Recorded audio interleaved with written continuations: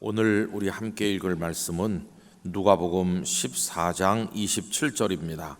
누가복음 14장 27절. 오늘 오이코스 성경 읽기는 누가복음 14장 15장 16절이고 이 새벽에 14장 27절 우리 두 번 반복해서 이 말씀 함께 읽도록 하겠습니다. 누구든지 자기 십자가를 지고 나를 따르지 않는 자도 능히 내 제자가 되지 못하리라. 누구든지 자기 십자가를 지고 나를 따르지 않는 자도 능히 내 제자가 되지 못하리라. 아멘. 여러분, 새벽 기도 시간은 참 아름다운 시간입니다. 곡식으로 말하면 첫 곡식을 하나님 앞에 드리는데 시간의 첫 곡식에 해당하는 게 이 새벽 첫 시간이죠. 또 이 새벽으로 말하자면은 흐트러졌던 책상을 깨끗하게 정돈하는 것과 같은 느낌을 줍니다. 그리고 또 지쳤던 사람이 어디 나가서 심호흡을 하면서 함성이라도 한번 질러보는 그런 시간과도 같습니다. 또 깨끗한 테이블에 앉아서 맑은 차를 마시면서 좋은 책을 읽어 내려가는 것과 같은 그런 영혼의 청량감을 주는 시간이 새벽 기도 시간이라고 생각합니다. 그래서 여러분, 하늘나라 가는 그날까지 새벽을 깨우며 살기를 원합니다. 그래서 예배당에 가서 새벽 기도 할 수 있는 분은 예배당에 가는 게 참 좋습니다. 우리 사람들은 환경의 지배를 받기 때문에 내가 집에서도 기도할 수 있다고 생각하지만 집에서 하면요 잘 안 됩니다. 우선 집에서 하면 앉아서 하다가 나중에 누워서 하기가 쉽습니다. 그래서 예배당에 가는 게 중요해요. 옷을 챙겨 입고 예배당에 가서 하나님 앞에 앉아 있는 게 중요합니다. 사실은 무릎을 꿇어야 되는 건데 요즘은 다 의자가 있어서 의자 위에 앉지만 마음의 무릎은 주님 앞에 꿇는 심정을 가지고 새벽 제단 지키는 게 중요합니다. 그래서 이제 이런 생각을 해봤습니다. 제 아내와 함께 나중에 은퇴하면 우리는 은퇴했으니까 편안히 사는 게 아니라 똑같이 새벽 기도도 가고 주일 예배 다 챙겨서 드리고 수요 예배도 드리고 또 금요 기도회 하는 교회 있으면 금요 기도회도 우리 찾아가서 기도하고 똑같이 하나님 앞에 지키자. 무엇보다도 새벽 기도를 지키자. 이런 얘기들을 가끔씩 하고 있습니다. 저는 멀리 출타하면 집회를 인도해서 출타하면 새벽 기도를 집회하는 교회는 당연히 하는 거지만 어떤 교회는 새벽에는 안 하고 저녁에만 하는 경우도 있거든요. 그러면 새벽에 이게 할 일이 없잖아요. 강사로 와가지고 저녁에만 하는데 그럼 그 다음날 새벽에 뭐 하면 되겠습니까? 제가 강사로 왔지만 숙소에서 가까운 다른 교회를 또 찾아가서 새벽 제단을 지키는 거죠. 새벽에 가까운 데 가보면 정말 작은 교회들도 많습니다. 목사님이 한 서너 명 성도를 앞에 모셔놓고 새벽 기도를 인도하는 교회도 여러 군데 가봤는데 거기 앉아 있으면서 마음은 영락교회 예배당에 와 있습니다. 좀 이 시간에 우리 교회에서도 새벽 기도 모일 텐데 누가 이 새벽을 깨우나. 갈수록 사단이 재우는 잠이 깊어져서 깨어 기도하는 사람이 줄어들고 있는 때인데 그래서 여러분, 올해 들어와서 거리가 머신 분들은 매일 나오지 못하지만 토요일 하루라도 이 새벽 기도를 지킴으로써 하나님 앞에 우리를 바르게 세우자 하는 마음으로 이 토요 새벽 기도에 함께 나오시도록 말씀드린 것입니다.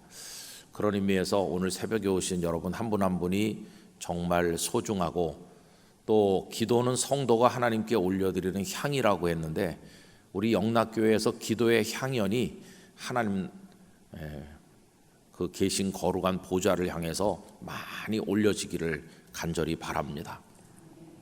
우리 예수님께서 기도하라고 얼마나 많이 말씀하셨습니까? 꼭 기도하면서 특별히 새벽에 기도하면서 하나님 앞에 나가시는 우리 성도들 되시기를 부탁드립니다.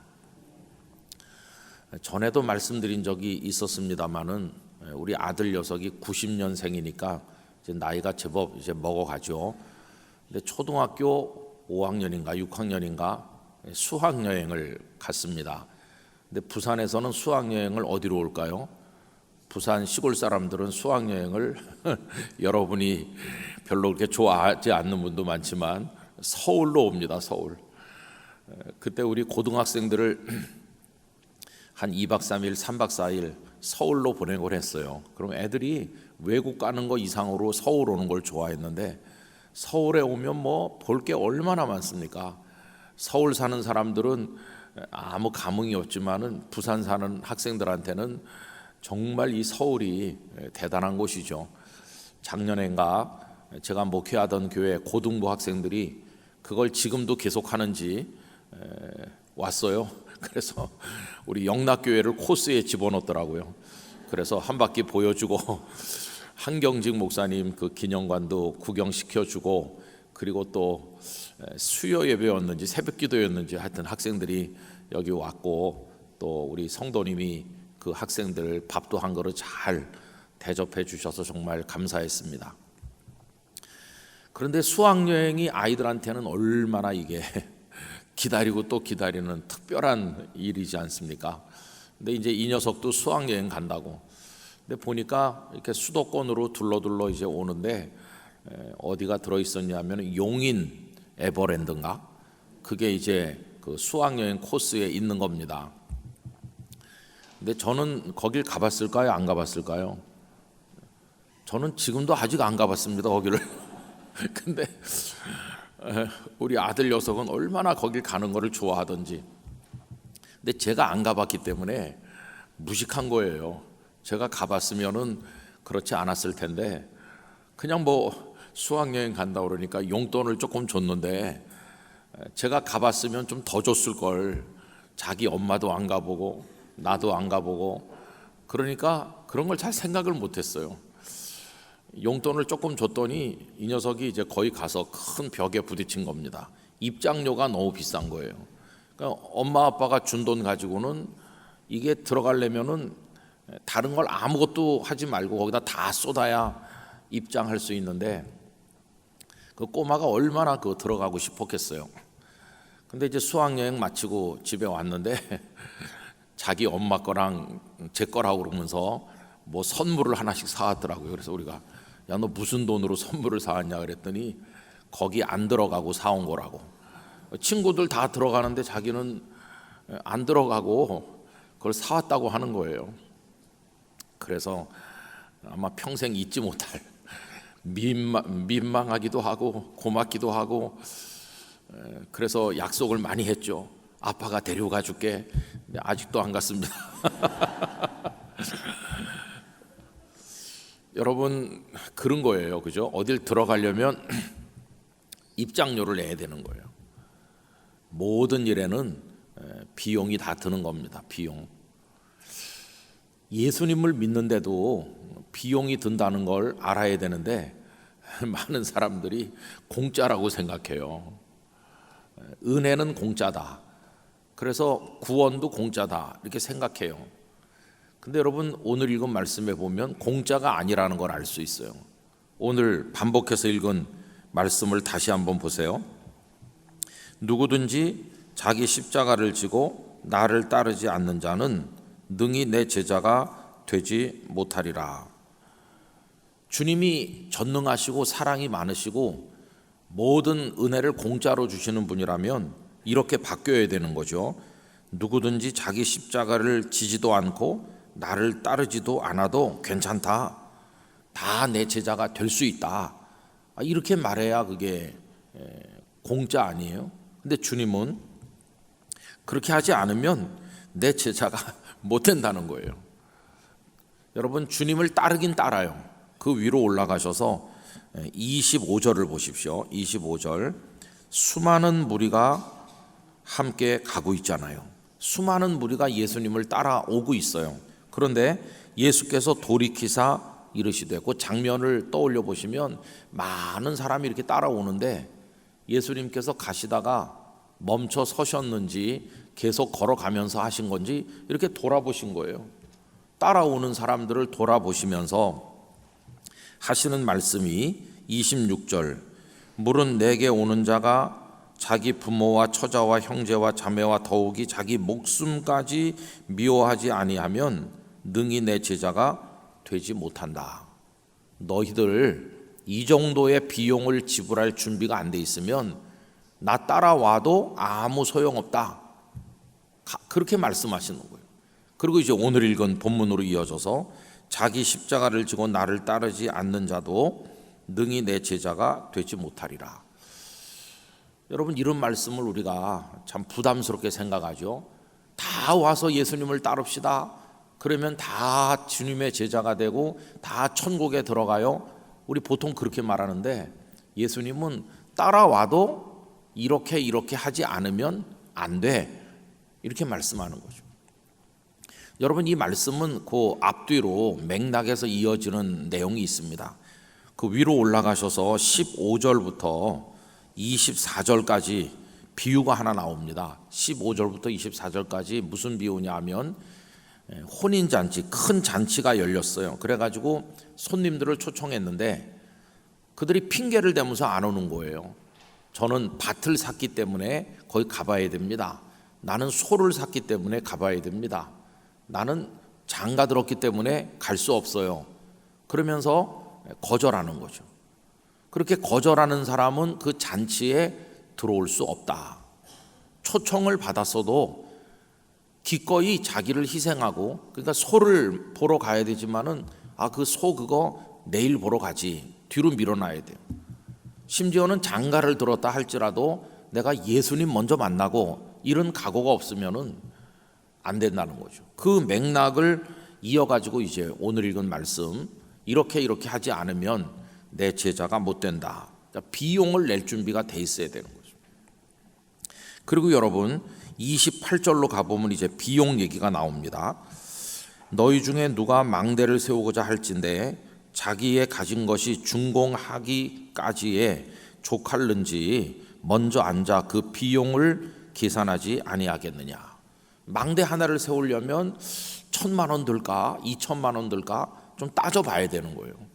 그래서 비용을 지불할 수 있다는 결론이 내려지면 공사를 시작해야지, 비용을 생각하지 않고 무턱대고 땅부터 파기 시작하면 요만큼 하다가 중단하는 거 아니겠어요? 그래서 그 다음에 보시면 그렇게 아니하여 그 기초만 쌓고 능히 이루지 못하면 보는 자가 다 비웃어 이르되 이 사람이 공사를 시작하고 능히 이루지 못하였다 하리라. 왜 이루지 못할까요? 비용이 준비가 안 된 거예요. 그래서 오늘 우리들은 하나님께 받는 은혜를 생각해 보게 되는데 그 본회퍼 목사님이 말씀하신 값싼 은혜와 값비싼 은혜를 생각하게 됩니다. 여러분, 공짜로 무조건 얻는 거라고 생각하면 주님께서 십자가를 지시고 죽으신 이 보혈의 능력을 통해 구원하시는 것이 싸구려처럼 되는 거예요. 싸구려. 그런데 그 목사님은 예수님께서 우리에게 주시는 은혜는 최고로 값비싼 은혜라고 그랬어요. 당신 자신을 목숨까지 거기 던져서, 그래서 그 은혜가 준비돼 가지고 우리에게 주신 거기 때문에 그 값비싼 은혜를 받는 사람도 그게 값비싸다는 걸 알고 받아야 가치가 있는 거죠.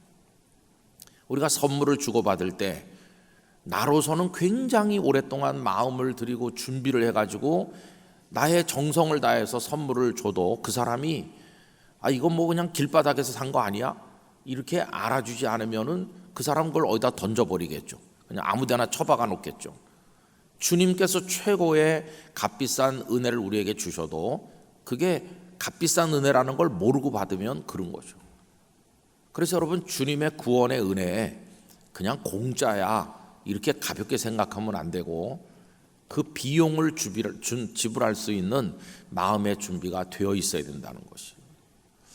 여러분, 어떤 비용을 우리가 지불할 수 있겠습니까?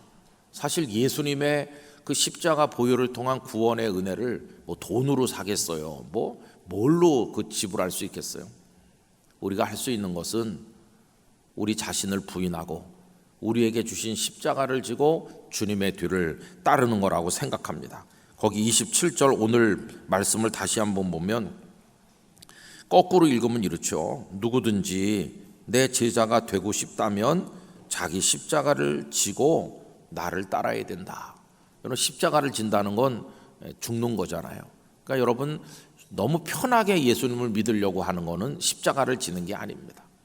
십자가를 지는 건 죽느냐 사느냐의 문제 앞에 서는 건데, 뭐 조금 불편하다고, 조금 기분이 안 좋다고, 누가 내 자존심을 상하게 했다고, 그런다고 주님을 따르다가 돌아서는 사람은, 이 사람은 그리스도인이 아닙니다.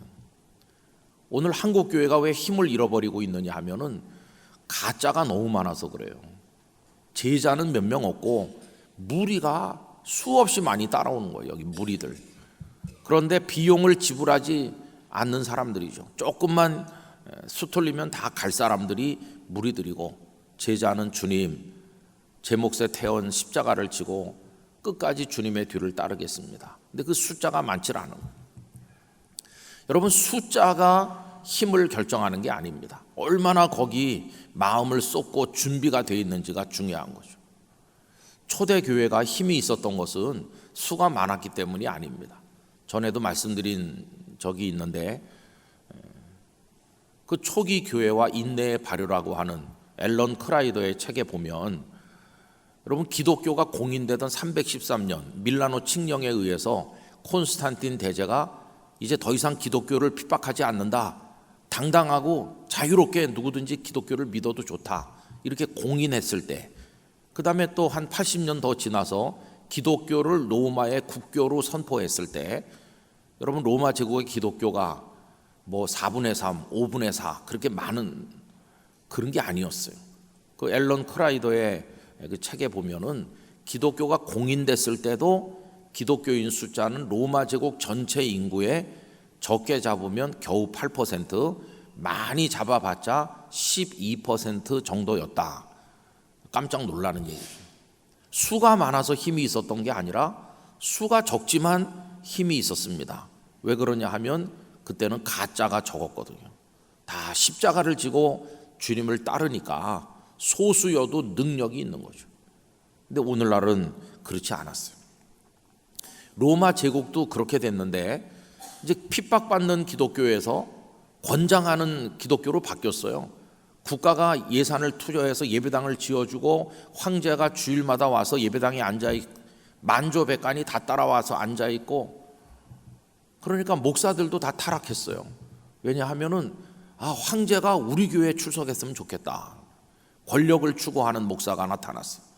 나 황제 폐하와 밥 먹는 사이야. 그런 목사들이 나타난 거죠. 그러면서 많은 사람들이 교회로 몰려왔는데, 황제에게 눈도장 찍으려면은 교회로 와야 되니까 그 사람들은 주님의 뒤를 따르려고 오는 게 아니라 권력을 얻기 위한 수단으로 황제에게 눈도장 찍으려고 오는 거니까, 갑자기 교회에 드나드는 사람이 늘어났는데 가짜가 넘쳐나기 시작했어요. 그래서 뜻있는 사람들은 교회가 완전히 무너지는구나, 교회가 부흥되는 게 아니라 썩고 있구나, 이렇게 생각했어요. 그래서 여러분, 그 4세기 5세기 벌써 그 전에도 그런 분들이 있었지만, 교회가 세속화되는 것을 탄식하면서 이런 교회에 있다가는 주님의 제자가 될 수 없겠다. 그래서 많은 사람들이 교회를 떠나서 사막으로 들어가고 사람 없는 곳에 주님 한 분만 바라볼 수 있는 곳으로, 그래서 그들이 이제 수도사가 되고 수도원 운동이 시작이 된 것이죠. 지나간 상당 기간 동안 한국 교회도 수가 굉장히 늘어났습니다. 그리고 권력 있는 사람들이 교회 많이 다녔습니다. 어떤 교회는 뭐 교회 하나에 국회의원이 뭐 10몇 명씩 있는 교회도 있었고, 또 어떤 교회는 아웅산 그 폭발 사고로 우리 인재들이 많이 죽을 때 거기서 죽은 이들 중에 여러 명이 어느 한 교회 교인일 만큼 권력 있는 사람, 돈 있는 사람들이 많이 다니던 그런 교회들도 있었습니다. 근데 여러분, 그렇게 대단한 한국 교회인 것 같았는데, 그러다 보니까 진짜가 많이 줄어들었어요. 부흥한 것 같지만 그건 부흥이 아니었어요. 무리가 많아진 거지 제자는 여전히 소수였어요. 그래서 경제가 부흥하든지 여건이 좋아지든지 상관없이 끝까지 주님 앞에 무릎 꿇고 십자가를 질 준비가 되어 있는 사람이 숫자가 줄어들었어요. 그래서 마치 비만 환자가 힘이 없는 것처럼 뒤뚱거리다가 넘어지는 것처럼 한국교회가 근력이 없는 뚱뚱한 비만 환자처럼 그렇게 된 거죠. 그래서 우리의 적은 작아 보였는데 작은 적이 와서 떠미니까 등치 큰 우리가 그냥 나가 떨어지는 거예요. 맥도 못 쓰고. 이번에 오셨던 홍정길 목사님께서 한국교회 얘기를 하면서 아직도 사울의 갑주를, 사울의 갑옷을 추구하는 목사들이 많은 걸 탄식한다, 그런 얘기를 하시면서 다윗에게 필요했던 것은 골리앗을 이길 때 하나님을 믿는 믿음과 물맷돌 하나가 필요했을 뿐이지 사울 왕의 갑옷 같은 건 필요가 없는데, 필요 없는 걸 걸치려고 하는 사람들이 많다고 탄식을 하시는 말씀을 하셨어요. 여러분, 본질은 주님을 제자로 따르는 데 있는 줄 믿습니다. 그게 이제 오늘 말씀이죠. 어떤 비용이라도 지불하면서 주님, 제가 부패하지 않고 무리들 중에 하나가 아니라 주님의 제자가 되겠습니다. 그런 마음으로 우리 주님을 섬겨 나가기를 간절히 바랍니다. 우리 영락교회 성도들이 다 알곡이 되시기를 바라고요, 진짜 제자가 다 되시기를 바랍니다. 아무리 주일날 몇 사람이 오느냐 이런 거, 그런 게 별 의미가 없는 건 아니겠지만은 그건 절대적인 게 아니에요. 그래서 작아도 진짜래야 되는 것이에요. 그래서 오늘 말씀을 부담되는 말씀이고 어려운 말씀이지만 마음에 새기면서 주님, 정말 십자가를 지고 주님을 따르는, 어떤 비용이라도 지불할 준비가 돼 있는 주님의 참 제자가 되겠습니다. 저를 도와주십시오. 그런 기도를 드리시기를 간절히 바랍니다. 기도하겠습니다.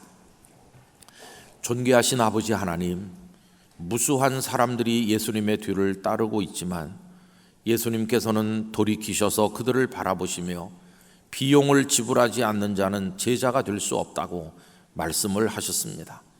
아버지 하나님, 망대를 짓고자 하는 사람은 먼저 앉아서 비용부터 계산해 봐야 된다고 말씀하셨습니다. 주님의 은혜를 값싼 은혜로 받는 저희들의 어리석음을 용서하시고 이제는 정말 십자가를 지는 성도가 되게 해 주옵소서. 아버지 하나님, 정신을 차리고 주님을 바로 믿기 위하여 주님 앞에 엎드리게 하여 주옵소서. 주님 앞에 새벽을 끼우는 성도가 되기를 원합니다. 주님, 저희들을 놓지 말아 주시기를 원합니다. 한국교회를 붙들어 주시기를 원합니다. 저희를 살려주시기를 원합니다.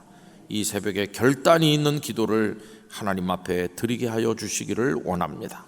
앞자리부터 뒷자리까지 가정에서 영상으로 기도하는 이들에게도 하나님의 손을 얹어 주시기를 원합니다. 영혼이 잘되되 강건하게 하시옵소서. 말씀으로 채우시고 성령의 능력으로 붙드시옵소서. 육신에도 강건함을 주시옵소서. 연약한 이들이 치료받게 하여 주시옵시고 약한 중에도 하나님을 찬송하게 하시며 손으로 하는 모든 일이 주님의 뜻대로 열매를 맺도록 형통케 하는 복을 허락하여 주시옵소서. 마음을 짓누르는 많은 기도의 제목이 오히려 우리를 주님께 가까이 이끄는 끈이 된다는 사실을 알고 좌절하지 말고 엎드리게 하여 주시옵소서. 오늘 이 새벽에 나온 성도 한 분 한 분의 머리 위에 하나님의 사랑의 손을 얹어 주시옵소서. 내일은 거룩한 주일입니다. 그저 그런 주일로 왔다 갔다 하는 저희들이 아니라 우리 생애 마지막 주일일지도 모른다는 생각으로 온 마음과 정성을 모아 하나님을 찬송하도록 은혜를 베푸시고 예배를 위해 세우시는 교회학교 교사들부터 우리 장년부의 많은 예배위원들 섬김이들에게 성령의 두루마기를 입혀 주시옵소서. 아버지 하나님, 오늘 이 새벽에 함께하여 주시고 우리의 기도를 들어 응답하여 주시옵소서. 예수님의 거룩하신 이름으로 간절히 기도하옵나이다. 아멘.